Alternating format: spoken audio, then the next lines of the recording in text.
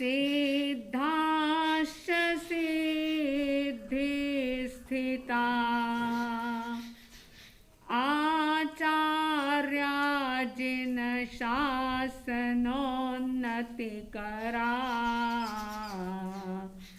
पूज्या उपाध्यायका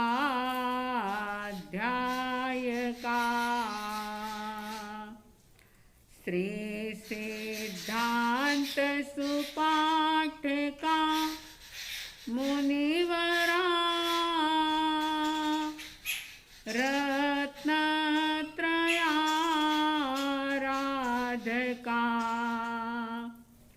पंचते परमेष्ठिनः प्रतिदिनं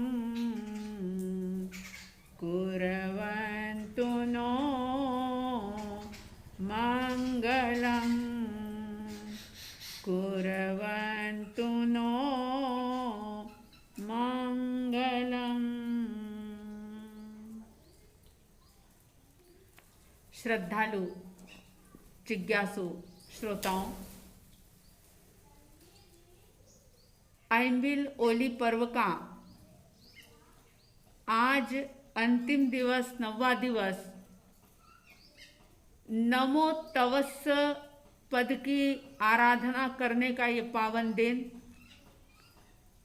साध्वी द्वय की तरफ से उन सभी साधक आत्माओं को साधुवाद, धन्यवाद और उनकी तपस्या की अनुमोदना, जिन्होंने इस 9 दिनों के अंदर अपने आप को तपाते हुए 9 पद के माध्यम से अपने अंतर की विशुद्धि की है।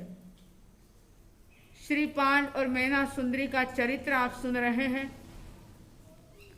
और इस चरित्र के अंतर्गत बात चल रही थी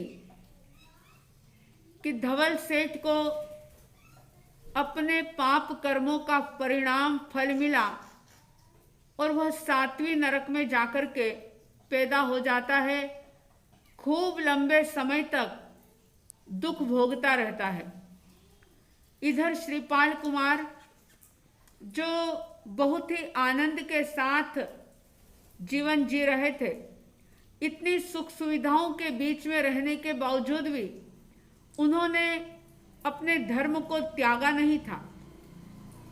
नित नई सफलता को वे छू रहे थे, नित नए सफलता के सोपान चढ़ रहे थे, लेकिन 9 पद का आधार बिल्कुल श्वास की तरह था, धर्म का आधार ऑक्सीजन की तरह था कि हर परिस्थिति के अंदर उन्होंने धर्म को कभी भी विसराया नहीं।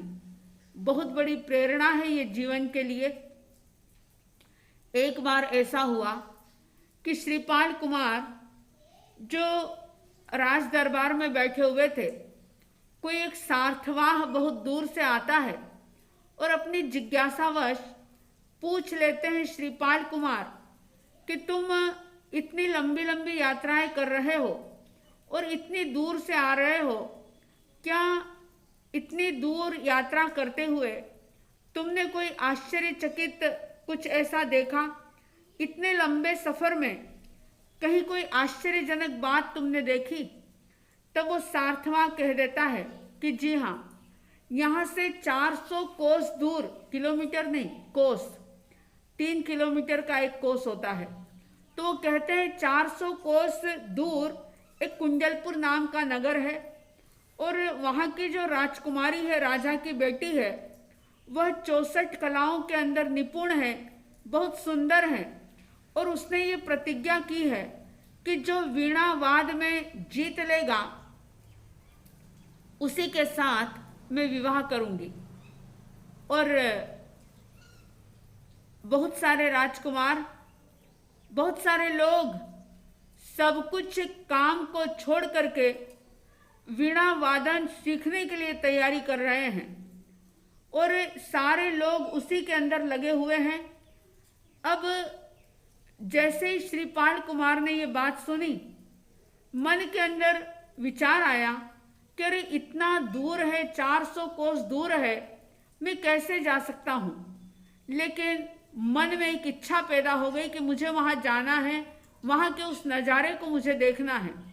और 9 पद का स्मरण करते हैं। पक्का विश्वास था कि 9 पद के आधार पर सब कुछ संभव है। और कहते हैं कि पहले देवलोक के देव जिनका नाम था विमलेश्वर, वे उनके उस 9 पद के स्मरण से प्रभावित होकर के वहां पर पहुंच जाते हैं।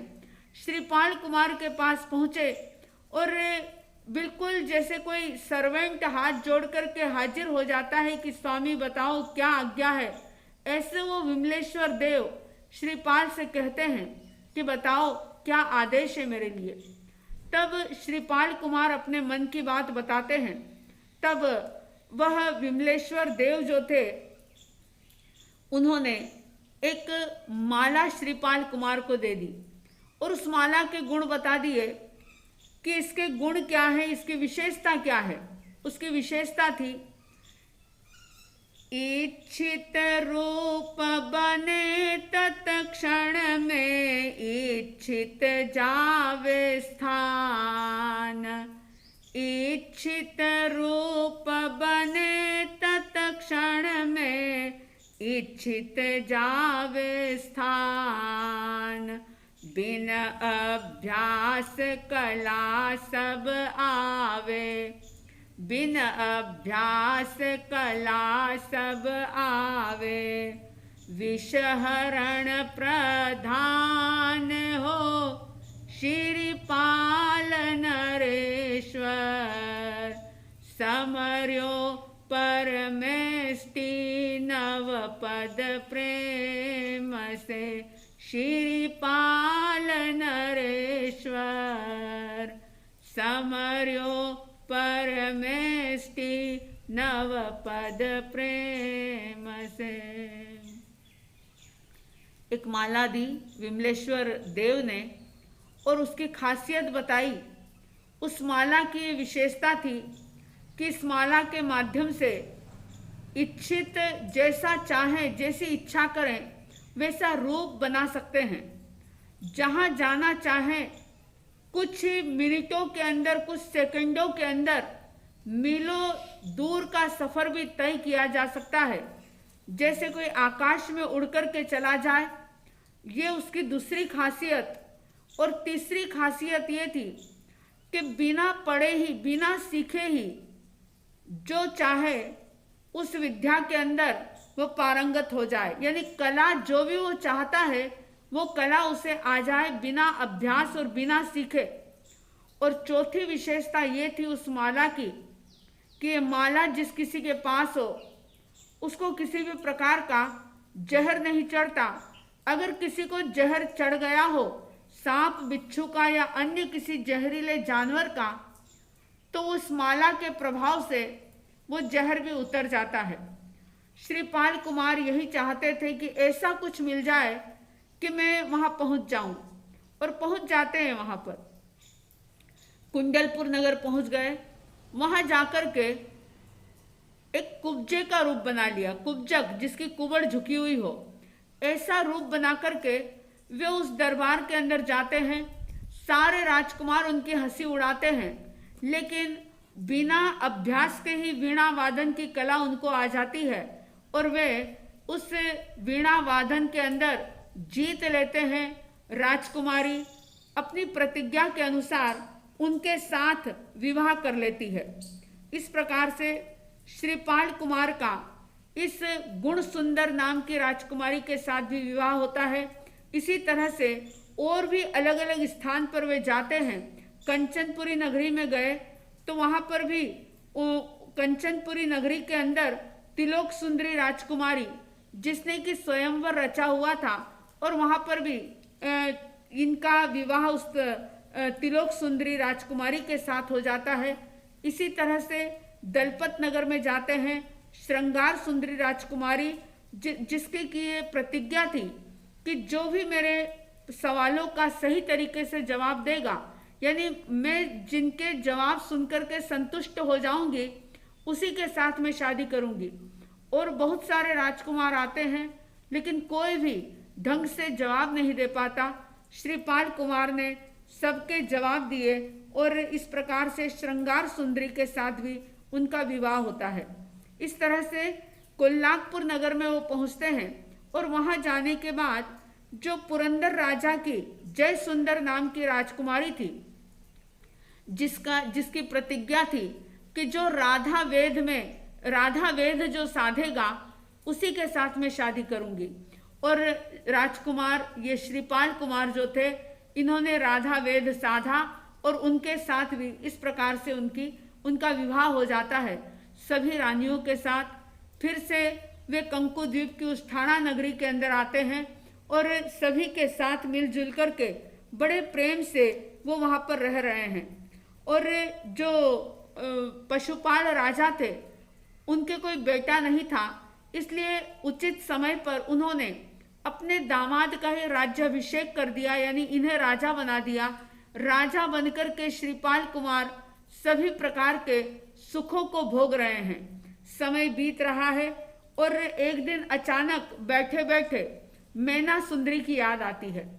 और जैसे ही मैना सुंदरी की याद आई, उनको अपना वचन याद आया कि मैंने जो वचन दिया है 12 वर्ष के बाद जो अष्टमी आएगी उस दिन मैं तुम्हारे पास पहुंच जाऊंगा। ये जो मैंने वादा किया था वो समय भी अब नजदीक आ रहा है। और ऐसा नजदीक समय जान करके वो सारी बात अपनी सब पत्नियों को बताते हैं। सारी रानियां कहती है कि हम भी आपके साथ चलेंगे। और सप्तमी के दिन, यानी 12 वर्ष बीतने के बाद सप्तमी के दिन, वैसे तो बहुत दूर थे वो, लेकिन उस देव के द्वारा प्रदत्त हार की वजह से दल बल सेना के साथ वे उज्जैनी नगरी के बाहर तक पहुंच जाते हैं। उज्जैनी नगरी को चारों तरफ से उन श्रीपाल कुमार की सेना ने घेर लिया और सारे ही विचार करते हैं कि आखिर क्या बात है, इतनी बड़ी सेना कौन है, क्या है, कहाँ से आई है। और इधर मैना सुंदरी और श्रीपाल कुमार की माता आपस में बात करती है। कनक प्रभा, कमल प्रभा रानी जो थी श्रीपाल की माता, वह मैना सुंदरी से कहती है कि देखो, श्रीपाल कुमार को गए इतना समय हो गया, क्योंकि उस समय में फोन वगैरह की ऐसी कोई मीडिया की कोई व्यवस्था नहीं थी, तो समाचार सूचना कुछ पता नहीं चलता था। माँ कह रही है कि 12 बरस बीत गए, बेटे ने मेरी खोज खबर भी नहीं ली कि मैं जिंदी हूँ या मरी हूँ, या मैं सुखी हूँ दुखी हूँ। तब मैना सुंदरी कहती है कि आज मेरी आंखें फड़क रही है, मेरे मन में एक अजीब सी हलचल हो रही है। मुझे ऐसा लगता है कि जरूर श्रीपाल कुमार आते होंगे। और श्रीपाल कुमार ठीक समय पर उस राजमहल के अंदर पहुंचते हैं। माता का पुत्र के साथ, मैना सुंदरी का श्रीपाल के साथ और बाकी सारे ही लोगों का बड़े ही प्यार के साथ आपस में मिलन होता है और सारी ही बात एक दूसरे से सुख दुख के रूप में वो करते हैं। प्रजापाल राजा जो थे वो भी बैठते हैं, बड़े खुश होते हैं। और उस समय में एक नट मंडली, जो उस जमाने की जैसी व्यवस्था थी, खुशी के समय पर नट मंडली उपस्थित होती, अलग अलग प्रकार के करतब दिखाती थी। नट मंडली उपस्थित हुई और नट मंडली ने अपना करतब दिखाया। संयोग ऐसा था, कुछ कर्म का उदय ऐसा था कि उस नट मंडली के उस करतब से एक बहुत बड़ा रहस्य उद्घाटन होता है कि जो श्रीपाल, जो मैना सुंदरी की जो बहन थी, जिसका नाम था सुर सुंदरी, जिसने अपने इच्छा से जो विवाह किया था, उसकी वजह से वो धोखा खा जाती है और भाग्य के कारण, यानी अशुभ कर्म के उदय से वो नटी बन जाती है। और वो अपना कर्तव्य दिखाते हुए कर्तव्य के अंदर ये सब बता देती है कि देखो किस प्रकार से जिन धर्म मैना सुंदरी का फला है और मैं मिथ्यात्वी थी, अधर्मी थी, पापी थी, तो किस प्रकार से मेरा जीवन नरक बन गया है। प्रजापाल राजा जो थे वह भी और सारी प्रजा भी समझ जाती है कि जिनेश्वर परमात्मा के धर्म का क्या प्रभाव है और मिथ्यात्व का कितना बुरा परिणाम होता है। ये सारी बातें वो समझ लेते हैं कि जिन धर्म जो है वो कल्प वृक्ष के समान है और मिथ्यात्व ये विष रूप है, जहर रूप है। इस प्रकार आपस में सब मिलते हैं, बातचीत होती है और जो श्रीपाल कुमार थे उनको ध्यान आया कि अब मुझे अपनी चंपा नगरी के अंदर जाना चाहिए। दल बल के साथ, पूरी सेना के साथ श्रीपाल कुमार चंपा नगरी की ओर प्रस्थान करते हैं, जो उनकी पैतृक नगरी थी, जहाँ पर उनका अधिकार था। वहाँ पर वो जाते हैं और वीर दमन जो उनका चाचा था उसको ललकारते हैं। वीर दमन जिसको बड़ा ही घमंड था, उसने कहा कि चल युद्ध के लिए तैयार हो जा। श्रीपाल कुमार युद्ध की तैयारी करते हैं, लेकिन श्रीपाल की सेना इतनी मजबूत थी कि वह श्रीपाल को तो जाने का मौका भी नहीं आया। अभी युद्ध प्रारंभ भी नहीं हुआ कि उनके सैनिकों ने वीर दमन को बंधनों के अंदर बांध करके श्रीपाल के सामने उपस्थित कर दिया। श्रीपाल कुमार जो थे वे बहुत दयालु थे। उन्होंने वीर दमन को बंधन से मुक्त किया। वीर दमन जो थे उन्हें अपने कृत्य पर एकदम से शर्मिंदगी महसूस होती है और विचार करते हैं कि मैंने कितने पाप किए, कैसा अन्याय किया, किस प्रकार से मैंने प्राणियों की हिंसा की, मैंने अपने अधिकार के बाहर जाकर के काम किया, राज्य को छीना, लोगों का धन हड़प लिया, कई लोगों को मैंने दुखी किया। मन के अंदर पीड़ित होते हैं, पश्चाताप करते हैं। पश्चाताप एक ऐसा जल है कि जो कई प्रकार के पापों के मेल को धो डालता है। श्रीपाल कुमार को देख करके वीर दमन बड़े प्रसन्न होते हैं और उनके मन के अंदर एक शुभ भाव जागता है कि मैंने बहुत पाप किए हैं और अब इन पापों को धोने के लिए मैं जैनेश्वरी दीक्षा अंगीकार करना चाहता हूँ। वीर दमन दीक्षा ले लेते हैं और दीक्षा लेने के बाद खूब साधना आराधना करते हुए ज्ञानावरणी कर्म का क्षयोपशम होता है और उनको अवधि ज्ञान की प्राप्ति हो जाती है। अवधि ज्ञान होने के बाद वे सुखपूर्वक विचरण कर रहे थे और विचरण करते करते एक बार उसी चंपा नगरी के बाहर उद्यान के अंदर आकर के बगीचे में आकर के विराजमान होते हैं। श्रीपाल ने भी सुना और सुनकर के बड़े हर्षित हुए, खुश होते हैं। सारे कुटुंब को लेकर, सारे परिजनों को लेकर के वीर दमन मुनिराज के दर्शन करने के लिए जाते हैं। धर्म प्रवचन सुनते हैं और प्रवचन सुनने के बाद मन के अंदर कई प्रकार की जिज्ञासाएं पैदा हो जाती है।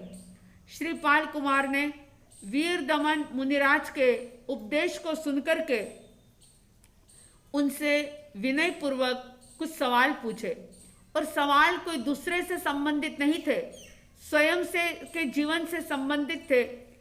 कहते हैं, सुनी देशना श्रीपाल जी पूछे इस प्रकार,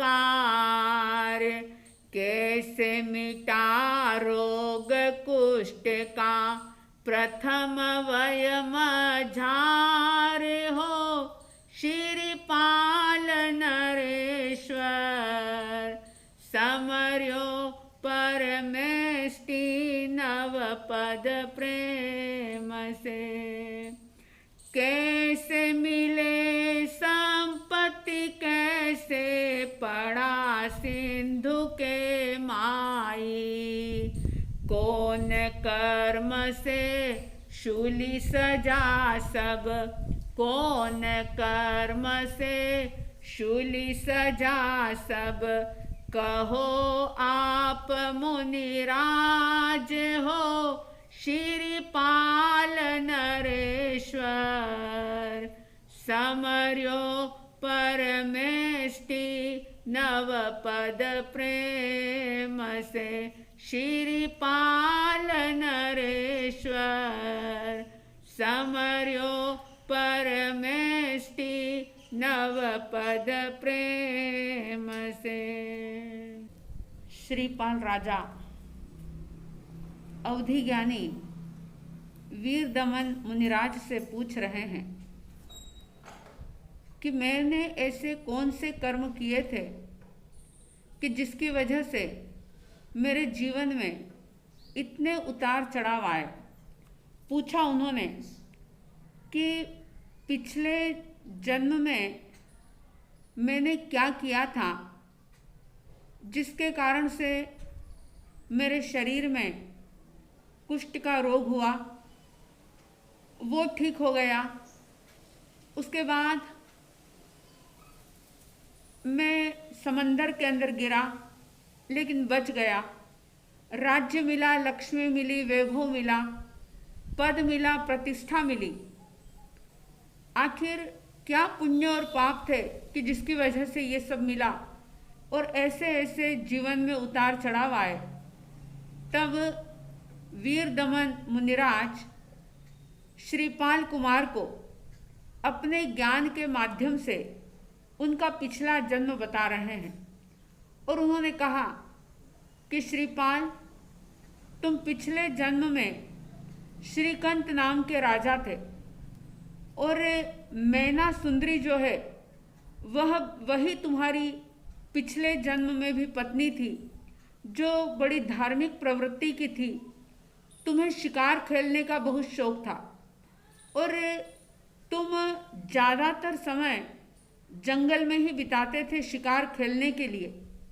रानी तुम्हें बहुत समझाती लेकिन तुम उसकी बात नहीं मानते और एक बार तो ऐसा हुआ कि 700 लोगों को लेकर के तुम शिकार खेलने के लिए गए और वहाँ पर उस जंगल में ध्यान में खड़े हुए, ध्यान साधना करते हुए किसी मुनिराज को देखा।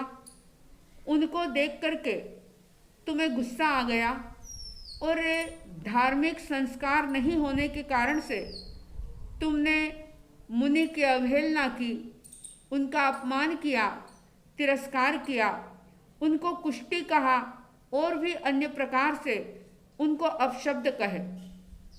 मुनि तो क्षमा के सागर थे, उन्होंने किसी भी प्रकार की प्रतिक्रिया नहीं की, लेकिन तुमने इस प्रकार से किया और वापस जब तुम अपने महल में आए तो तुमने वो सारी बात रानी को भी बताई। तब रानी ने तुम्हें समझाया कि मुनि की आशातना का फल अच्छा नहीं होता और 10वें कालिक सूत्र के 9वें अध्ययन के अंदर भी बताया है कि त्यागी तपस्वी संत महात्माओं की निंदा करने से, उनकी आशातना करने से महाभयंकर निकाचित कर्मों का बंधन होता है। तुमने रानी की बात सुनी लेकिन उस बात को तुम ज़्यादा समय याद नहीं रख पाए। फिर से एक बार तुम जंगल में जाते हो शिकार करने के लिए और तुमने देखा कि एक मुनिराज जो नदी के किनारे बैठे हुए हैं, अपनी स्वाध्याय के अंदर, अपनी मस्ती के अंदर मस्त बने हुए, आत्मचिंतन में लीन बने हुए हैं। तुमने उसी समय मजाक करते हुए मुनिराज को धक्का दे दिया, पानी के अंदर गिरा दिया। मुनि तो तब भी अपनी आत्म साधना के अंदर लीन थे, लेकिन गिराने के थोड़ी ही देर बाद तुम्हें उन पर दया आ जाती है और तुम उनको वापस बाहर निकाल देते हो।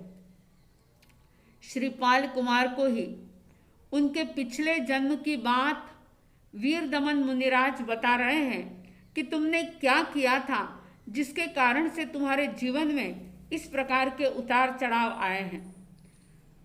तुमने उन्हें बाहर निकाल दिया, फिर थोड़ा समय बीता और एक समय ऐसा आया कि तुम झरोखे में बैठे हुए थे। झरोखे में बैठे बैठे नगर की शोभा को देख रहे थे कि उस समय एक संत जो इरिया समिति का पालन करते हुए गोचरी के लिए जा रहे थे। झरोखे में बैठे हुए संत को देखा और संत को देख करके बिना सोचे समझे कौतूहलवश हुक्म दे दिया कि इनको शूली पर चढ़ा दिया जाए, क्योंकि धर्म संस्कार नहीं थे। और इसीलिए हम अक्सर कहते हैं कि बच्चों को और कुछ दो या ना दो, लेकिन संस्कार जरूर दो, क्योंकि संस्कार ही बहुत बड़ी दौलत होती है। श्रीकंठ राजा के जीवन में धर्म के संस्कार नहीं होने के कारण से उन्होंने इस प्रकार का हुक्म सुनाया, लेकिन जैसे ही रानी को पता चला, रानी आती है और आकर के तुरंत राजा को समझाती है कि आप क्यों ऐसा अनर्थ कर रहे हो। मुनि को बुलाते हैं वापिस और उनसे क्षमा की याचना की जाती है कि आप मुझे क्षमा करो, मैंने पाप किया है, मैंने अपराध किया है, मैं गुनहगार हूँ, मुझे माफ़ करो।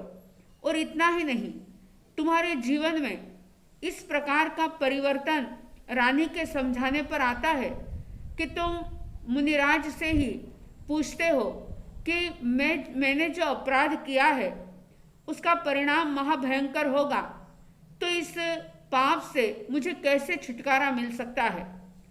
तब मुनिराज ने तुम्हें 9 पद की साधना बताई, ओली तप की आराधना बताई, और तुमने श्रद्धा भक्ति के साथ उसका आराधन किया।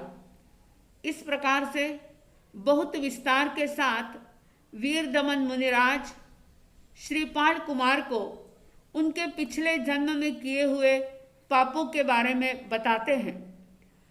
इस बात को सुनकर के ये एक शिक्षा, एक सबक लेना चाहिए कि पाप चाहे जान करके करो चाहे अनजाने में करो, लेकिन पाप का परिणाम हमेशा ही दुख रूप ही होता है। श्रीपाल कुमार सुनकर के भाव विभोर हो जाते हैं और कहते हैं कि अब मुझे कोई ऐसा मार्ग दिखाओ कि जिससे मैं इन पापों के बंधनों से मुक्त हो सकूं। तब वीर दमन मुनिराज उनके सामने गृहस्थ धर्म की प्ररूपणा करते हैं। प्रभु के द्वारा बताया गया आगार धर्म उनको बताते हैं और श्रीपाल कुमार मैना सुंदरी आदि जो 5 अणुव्रतों को स्वीकार करते हैं, गृहस्थ धर्म स्वीकार करते हैं, अणगार धर्म का पालन करते हैं और श्रद्धा और आस्था के साथ जिन वाणी का पालन करते हुए, जिन वाणी पर अनुरक्ति रखते हुए वे वहाँ का आयुष्य पूर्ण करके 90 देवलोक के अंदर जाकर के उत्पन्न होते हैं। अभी वर्तमान में वे 90 देवलोक के अंदर विराजमान हैं और गौतम स्वामी जी ने फरमाया था कि श्रीपाल राजा जो अभी देव बने हुए हैं वे मनुष्य और देव के 9 भव करते हुए अंत में सिद्ध बुद्ध और मुक्त बनेंगे। इस प्रकार से श्रेणिक राजा के पूछने पर गौतम स्वामी जी ने ये बात बताई और वर्तमान समय में ज़्यादा से ज़्यादा लोग इस कहानी से परिचित हो सके, इसके लिए जगत वल्लभ जैन दिवाकर पूज्य श्री चौथमल जी महाराज साहब ने अपनी प्रखर प्रतिभा के माध्यम से इस चरित्र का बड़े ही सुंदर तरीके से लेखन किया। हम नतमस्तक हैं, कृतज्ञ हैं गौतम स्वामी जी के प्रति। श्रेणिक राजा जिन्होंने ये जिज्ञासा प्रकट करी थी उनके प्रति और प्रसिद्ध वक्ता जैन दिवाकर पूज्य गुरुदेव श्री चौथमल जी महाराज साहब के प्रति भी कृतज्ञता का भाव ज्ञापित करते हैं और साथ ही साथ आप सभी भव्य आत्माओं को हम साधुवाद देते हैं, धन्यवाद देते हैं जिन्होंने इस चरित्र का श्रद्धा भक्ति के साथ श्रवण किया और श्रवण करते हुए 9 पद की महिमा को जाना। और मैं समझती हूँ कि इस 9 पद की महिमा को सुनकर के आपके भीतर में जरूर 9 पद के प्रति श्रद्धा और आस्था का भाव जन्म लेगा। जन्म ले चुका होगा तो और बढ़ेगा, वृद्धि करेगा और आप जिन शासन के रसिक बनते हुए मोक्ष मार्गी बनेंगे, ऐसा साध्वी द्वय की तरफ से हार्दिक हार्दिक शुभ मंगल भाव और इन्हीं मंगल भावों के साथ जय प्रभु महावीर, जय गुरु आनंद।